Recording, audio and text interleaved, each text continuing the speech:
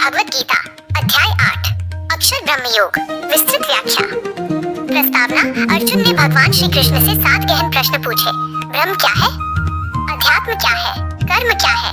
अधिभूत, अधिदैव और अधियज्ञ का क्या अर्थ है? और सबसे महत्वपूर्ण, मृत्यु के समय भगवान को कैसे याद किया जाए?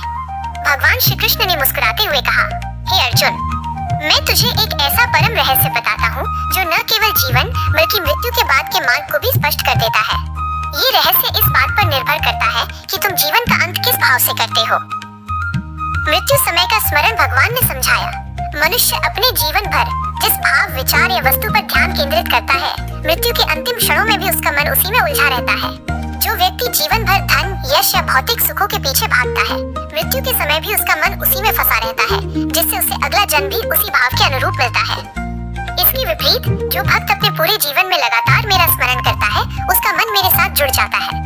जब उसकी मृत्यु का समय आता है, तब भी उसका मन मेरे ही ध्यान में लीन रहता है और वो सीधे मुझ तक पहुंचता है।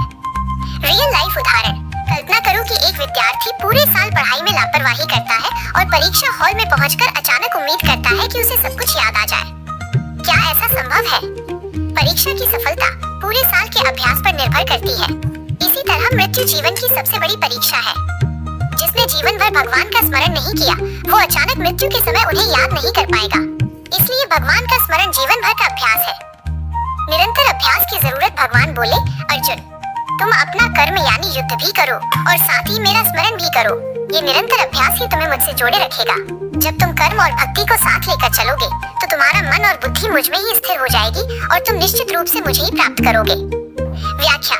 यहाँ भगवान श्री कृष्ण ये नहीं कह रहे हैं कि तुम दुनिया छोड़कर सन्यासी बन जाओ। वे हमें सिखा रहे हैं कि संसार में रहते हुए भी कैसे भगवान से जुड़ा जा सकता है। यह निरंतर अभ्यास जीवन के हर छोटे बड़े काम में भगवान को याद करने की प्रक्रिया है। जब तुम कोई काम करते हो, तो ये भाव रखो कि तुम ये कर्म भगवान की सेवा में कर रहे हो। रियल लाइफ उदाहरण। जैसे हम अपने मोबाइल का पासवर्ड इतनी बार डालते हैं कि आंख बंद करके भी सही पासवर्ड डाल सकते हैं। यह अभ्यास ही है। इसी तरह अगर हम हर दिन थोड़ा थोड़ा जप, ध्यान या पूजा का अभ्यास करेंगे, तो ये हमारी आदत बन जाएगी। फिर मृत्यु के कठिन क्षण में भी जब मन और शरीर साथ छोड़ रहे होंगे, भगवान का नाम स्वतः ही मुख से निकल जाएगा।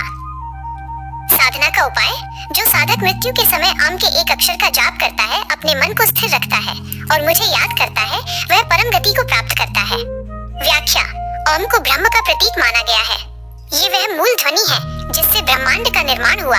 ओम का जाप करते हुए मन को स्थिर करना और भगवान पर ध्यान लगाना मन को एकाग्र करने का एक अचूक तरीका है। ये साधना हमें जीवन की चंचलता से निकालकर शांति की ओर ले जाती है। रियल लाइफ उदाहरण।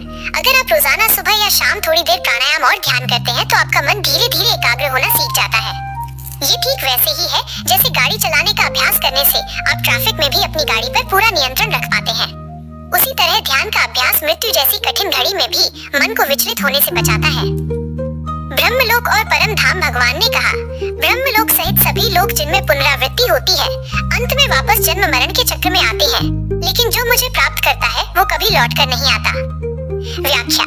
ये अध्याय हमें समझाता है कि इस ब्रह्मांड में मौजूद सभी उच्च लोक, जैसे स्वर्ग और ब्रह्मलोक, भले ही वे बहुत सुखदायक हो, स्थायी नहीं है।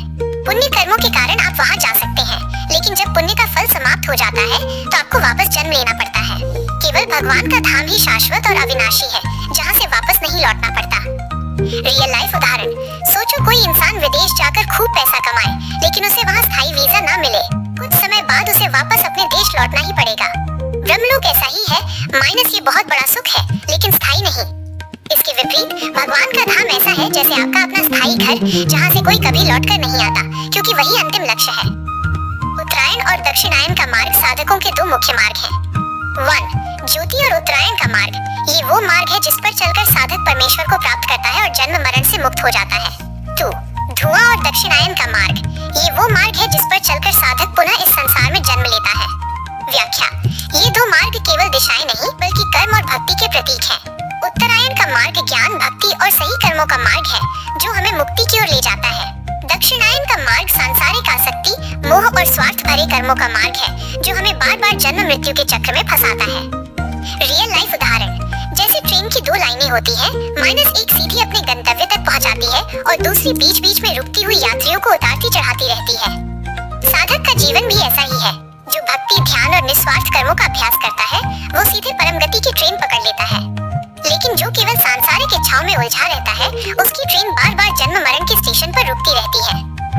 अंतिम शिक्षा भगवान ने अंत में कहा, हे अर्जुन, वेदों का अध्ययन करने वाले, बड़े बड़े यज्ञ करने वाले, दान देने वाले और कठोर तपस्या करने वाले लोग भी इस रहस्य को पूरी तरह से नहीं जानते। लेकिन सबसे श्रेष्ठ वो है जो हर समय मुझे स्मरण करता है। मृत्यु के समय भी जो भक्त मुझे याद करता है, वही सच्चा मुक्त हो जाता है। समापन संदेश। इस अध्याय से हमें 3 सबसे महत्वपूर्ण बातें सीखनी चाहिए। 1. जैसा अभ्यास वैसा परिणाम। मृत्यु के अंतिम क्षणों में वही याद आएगा जिसका अभ्यास आपने पूरे जीवन किया है। 2. ब्रह्मलोक भी अस्थायी है। भौतिक सुखों और उच्च लोकों का आनंद क्षणिक है, केवल भगवान का धाम शाश्वत है। 3. सच्ची भक्ति ही मुक्ति का मार्ग है।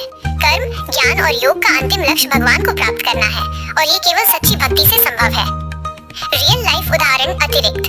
एक किसान पूरे साल खेत में बीज बोता है, सिंचाई करता है और खाद डालता है, तब जाकर फसल तैयार होती है। सिर्फ आखिरी दिन मेहनत करने से फसल नहीं उगती। ठीक उसी तरह मृत्यु के समय भगवान का स्मरण तभी होगा जब आप जीवन भर भक्ति की खेती करेंगे। ये अध्याय हमें बताता है कि मोक्ष कोई चमत्कार नहीं, बल्कि निरंतर साधना और अभ्यास का फल